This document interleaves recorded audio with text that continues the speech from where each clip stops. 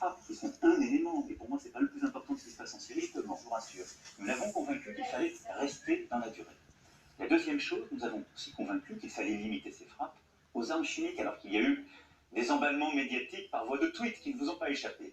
Et donc je pense que nous avons réussi par ce dialogue à tenir le fil. Moi, ma priorité en Syrie, c'est de pouvoir construire la paix. Et un autre intérêt... Quelle horreur. Le mec, il est en train de s'auto-casser de lui-même. Oh le blé, oh là là, quelle horreur. C'est ça qu'il y a au pouvoir? Pardon pour la qualité. Je suis désolé, j'essaye de faire de mon mieux. Mais franchement, regardez ce débat. Il laisse même pas parler Jean-Jacques Bourdin et l'autre journaliste. Il a compris que ça n'était plus le cas. Alors il est temps. Et ensuite, quelle horreur. Et cette intervention, nous avons séparé sur ce sujet. Séparé. Des Turcs. Vous avez séparé les Russes des Turcs. Les Russes des Turcs. Condamné les frappes chimiques et on soutient l'opération que nous avons conduite. Mais il va nous mener où celui-là? Mais il n'est pas crédible du tout. D'initiative que vous allez prendre. Moi, j'aimerais savoir si vous préparez un sommet international. Imaginons autour de la table. Imaginons Vladimir Poutine, Donald Trump, le président Erdogan, autour de la table, avec Theresa May et vous. Vous avez songé à cela? Bien sûr, mais vous savez, s'il n'y avait pas eu l'utilisation des armes chimiques et l'intensification des conflits dans la route orientale, qui a été en infraction profonde avec la résolution que nous avons obtenue des Russes il y a quelques semaines, la résolution 2409, j'avais prévu de me rendre en Turquie et de rencontrer le président Poutine, le président Erdogan. Pour les frappes en Syrie, donc Poutine aurait donné son accord, comme vous le constatez. Alors pourquoi les missiles, les systèmes antimissiles russes ont détruit les 3/4 des missiles lancés de la France, la Grande-Bretagne et les Américains? Oh là là, quelle horreur.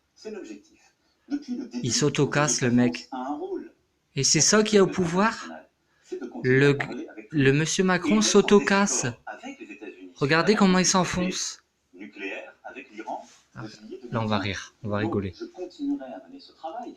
Nous avons d'ores et déjà mis en place un groupe qui est le seul groupe alternatif au processus dit d'Astana, où vous n'avez autour de la table que les Turcs, les Russes et les Iraniens. Une ultime question. Et donc, je juste oh là là. Au niveau des ministres. Ils n'ont même pas le temps de s'exprimer. C'est de pouvoir au moins convaincre. Quelle horreur. Quelle horreur.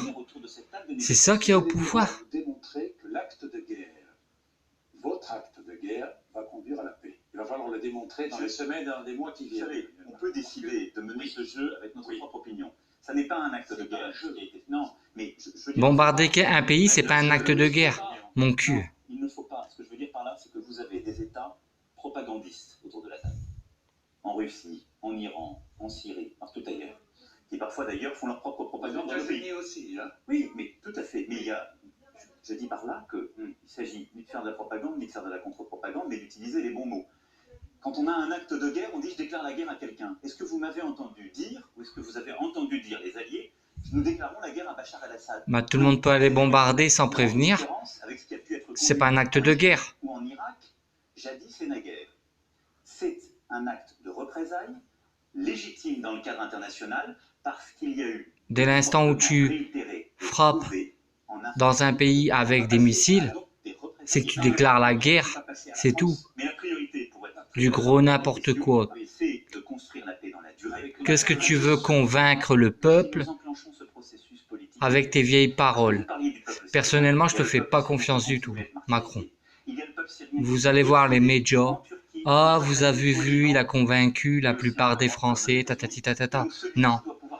Il a convaincu mon cul, ouais. Une question qui fera transition avec ce que posait Jean-Jacques par rapport en retour à la situation française, puisque la Syrie s'est invitée dans ce débat.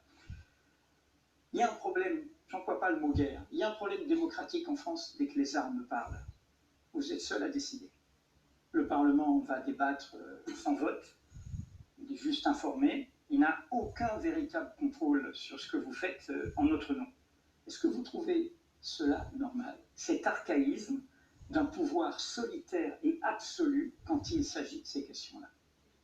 Vous savez, d'abord, Bien je ne répondu. parlerai pas d'un pouvoir solitaire. Je parlerai d'une responsabilité, celle du chef des armées, qui est définie par notre Constitution. Oh là là, quelle horreur. Décider, c'est notre Constitution. Responsable Cette des armées, Constitution, ça. Elle a été votée par le peuple français. Ça peut vous déplaire, mais c'est le cas.